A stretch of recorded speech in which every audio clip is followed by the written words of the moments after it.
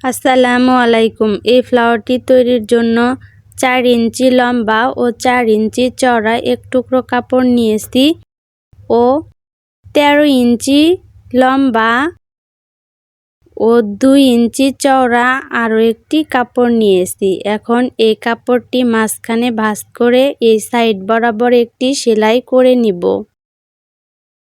সেলাইটি দেয়া কিন্তু কমপ্লিট। এখন কিছুর সাহায্যে এটি উল্টিয়ে নিতে হবে।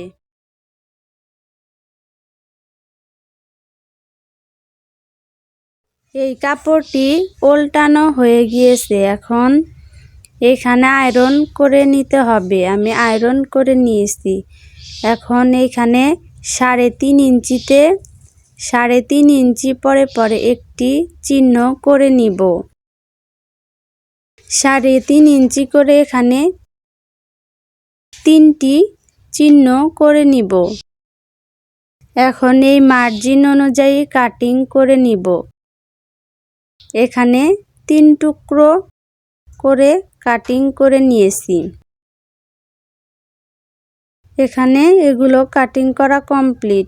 যে সাইডে সেলাই আছে ওই সাইডে বাদে অন্য সাইডে সেলাই দিয়ে সুই দিয়ে বড় বড় টাক দিয়ে নিব।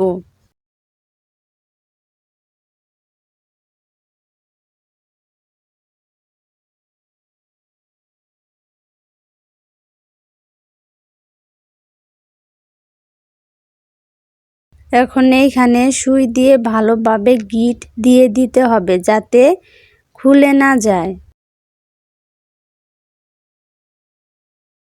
এই ফুলটি বানানো কিন্তু শেষ। এভাবে বাকি আরও 2টি বানিয়ে নিতে হবে। আমার সবগুলো বানানো শেষ। এখন এই যে কাপড়ের মাঝখানে একটি স্কেল ধরে এইখানে একটি মার্জিন করে নিব। এখন এই মার্জিন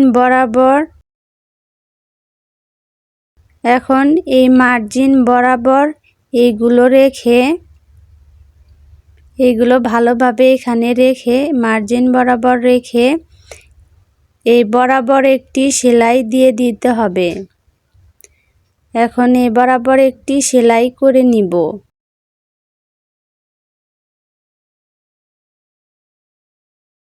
এখানে সেলাইটি করা কমপ্লিট। এখন মাঝখানে উল্টিয়ে এই বরাবর একটি চাপ সেলাই দিতে হবে।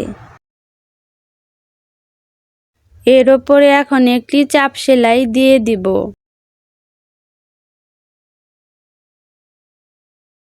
চাপ সেলাইটি দেয়া কিন্তু কমপ্লিট।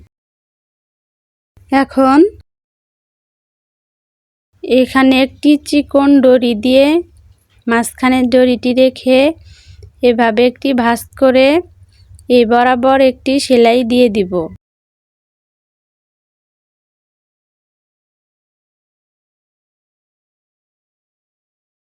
এখানে সেলাইটি করা কমপ্লিট।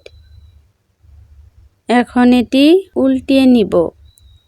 উল্টিয়ে নিলেই কিন্তু এই ফ্লাওয়ারটি বানানো কমপ্লিট। এই ফ্লাওয়ারটি বানানো কিন্তু কমপ্লিট হয়েছে। কেমন লাগলো তা অবশ্যই কমেন্টে জানাবেন।